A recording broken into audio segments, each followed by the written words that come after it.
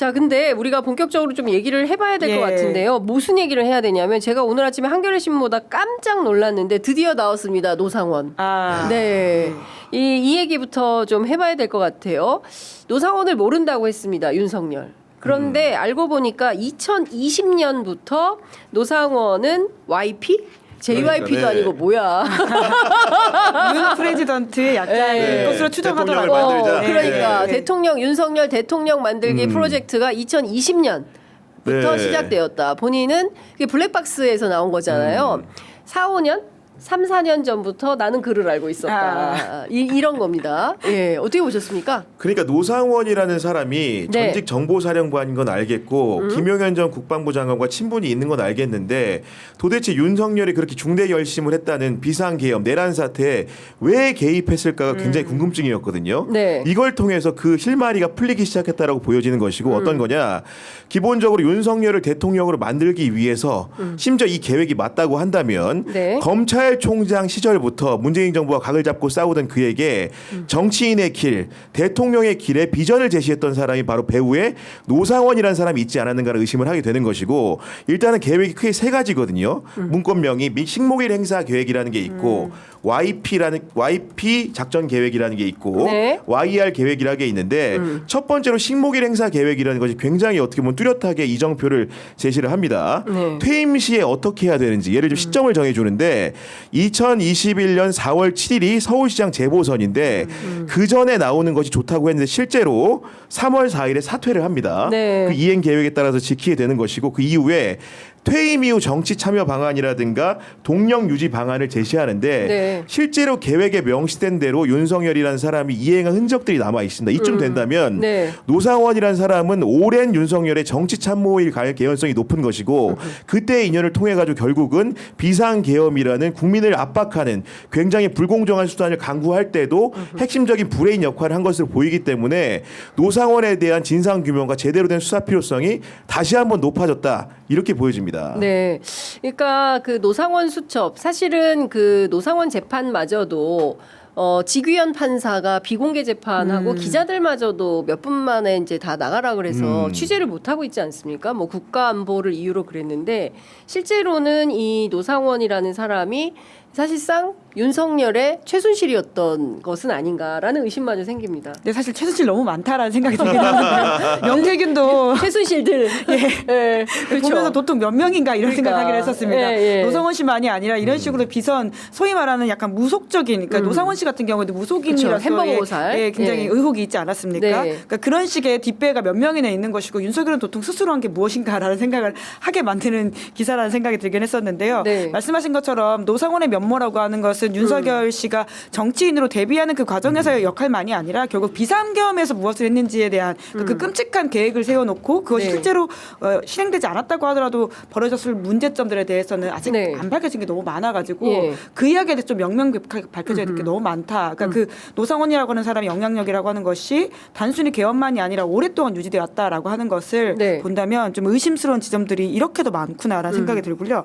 전 또 하나 이게 보면 뭐 재래시장을 가라는 등 이런 식의 조언이 있거든요. 실제로 대통령이 되고 나서도 생선을 만져라 뭐 이런 식의 이야기가 있어서 나중에 붕장어 만졌다 이런 기사가 나온 바도 있어가지고 정말 이 윤석열의 무속과 관련돼 있는 여러 가지 이야기들 끝이 없구나라는 의혹이 또 들기도 하더라고요. 그러니까요. 실제로 그 2020년 작성된 걸로 추정되는 식목일 행사 계획 파일 분노와 정의예요 제목이. 근데 여기 보면 대선 카드 준비하고 그 기자회견에 더 이상 직무수행이 불가능하여 퇴임합니다라고 간명하게 함이라고 적었는데 실제로 3월 4일이죠. 2021년 4월 그 서울시장 보궐선거 전에 그만두라고 했고 실제로 이제 3월 4일에 검찰총장직에서 물러나는 입장을 발표하는데 요 비슷한 맥락의 얘기를 합니다. 그 영상이 이제 준비가 돼 있는지 돼 있다면은 바로 그 영상을 좀 보고 지나가면 좋을 것 같다라는 생각이 좀 드는데요. 네, 그거 한번 들어보고 가겠습니다. 총장을 사직하려고 합니다. 이 나라를 지탱해온 헌법 정신과 법치 시스템이 지금 파괴되고 있습니다. 그 피해는 오로지 국민에게 돌아갈 것입니다. 저는 우리 사회가 오랜 세월 쌓아올린 상식과 정의가 무너지는 것을 더 이상 지켜보고 있기 어렵습니다. 여기서 검찰에서 제가 할 일은 여기까지입니다. 이제 이게 비슷한 맥락의 이제 발언을 한 거죠. 그러니까 사실상 노상원이 책사였나? 실제로 그런 네. 의심을 좀 하게 되는 거고 네.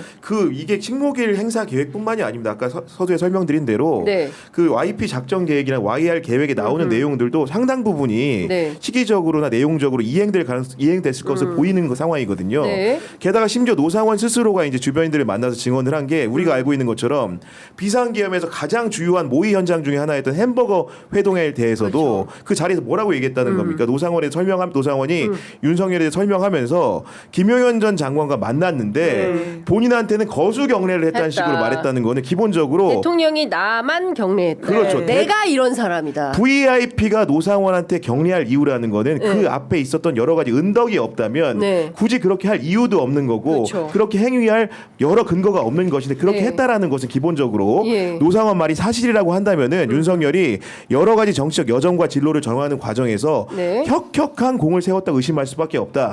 이렇게 봐야 될 것 같습니다. 그러니까 이게 일단은 그 경찰 이제 수사 기록을 한겨레 신문에 이제 정환봉 기자 등이 이제 입수를 했는데 진짜 대단합니다. 이제 노상원 수첩은 한겨레가 이제 집중 보도를 하게 될 것 같은데 굉장히 궁금한 게 많아요. 특히 이제 캐야 될 여죄가 예. 상당히 많습니다. 특히 그 노상원 수첩과 관련해서 여의도 30에서 50명 수거, 그 다음에 언론 쪽에 100에서 200명, 민주노총 전교조, 민변, 뭐 판사 해가지고 토탈 500명. 이거 뭐 폭사 뭐 여러 가지 굉장히 우리가 입에 담기도 힘든 여러 네. 가지 이제 이슈들이 나왔던 네. 게 바로 노상원 수첩 아니겠습니까? 근데 이 부분에 대해서 지금 수사가 전혀 안 되고 있지 않습니까? 네, 그러니까 노상원이 입을 열지 않았다라고 하는 네. 핑계를 대고 있긴 한데요. 네. 이제 그럼에도 불구하고 사실 강제 수사에 다양한 방법들이 있는데 왜 이렇게 더딘가라고 하는 좀 답답함이 있고요. 네. 말씀하신 것처럼 그게 실제로 이루어졌다라고 했을 경우에 비상계엄의 끔찍한 전모라고 하는 것은 사실 형이 더 더해지거나 그 이후 이상의 무언가들을 처벌할 수 있고 네. 그리고 우리가 아직도 내란이 종식되지 않았다. 내란 세력들이 곳곳에 압력하고 있다는 의심을 하고 있지 않습니까? 네. 그런 차원에서도 이 노상원을 위시해서 주변에 어떤 세력들이 더 있었는지는 명확하게 좀 밝혀져야 될 부분들이 있습니다. 네. 그런데 도망가 버리고 그러니까요. 아까 검찰 그 얘기도 좀 이따가 해야 예, 되는데 예. 지금 보면 이 수사가 외환죄와 관련해서도 네. 그 사실상 미심쩍은 대목이 상당히 많은 거잖아요. 왜냐하면은 네. 노상원 수첩에서 가장 중요한 부분이라는 것은 북한과의 접촉 방법이 명시가 돼 있다는 것이고, 그러니까 비공식 방법이라고 전제를 하면서 무엇을 내어줄 것이고 접촉 시 보완 대책이 무엇인지를 설시해 놓은 내용이 있거든요. 맞아요. 그 얘기는 지금까지 검찰의 특별 수사를 통해 가지고 규명이 된 부분은 내란이 집중이 돼 있다고 한다면은 네. 북한을 유도해서 외환의 죄를 어떻게 하려고 했던 것인지에 대한 규명은 상대적으로 덜 돼 있습니다. 이런 부분들에 대해서 키맨이 노상원이기 때문에 네. 이 부분에는 여죄 증명을 위해서라도 분명히 수사가 추가적으로 필요한 것이라고 보여지는 것이고, 더군다나 윤석열과 김용현 사이에서 네. 노상원이 브레인, 쉽게 얘기하면 비상계엄의 두뇌 역할을 한 것으로 보이기 때문에 빠르게 신병이 확보된 만큼 다시 이 부분에 대해서 여죄를 철저히 추궁하는 것이 네. 제대로 된 진상을 규명하는 방법이라고 생각을 합니다. 그렇죠. 사실은 중앙선관위에 그럼요. 그 예. 누구죠? 저기 그 노태학은 내가 맡는다. 예. 야곱받다 갖다 놔라 예. 사무실에.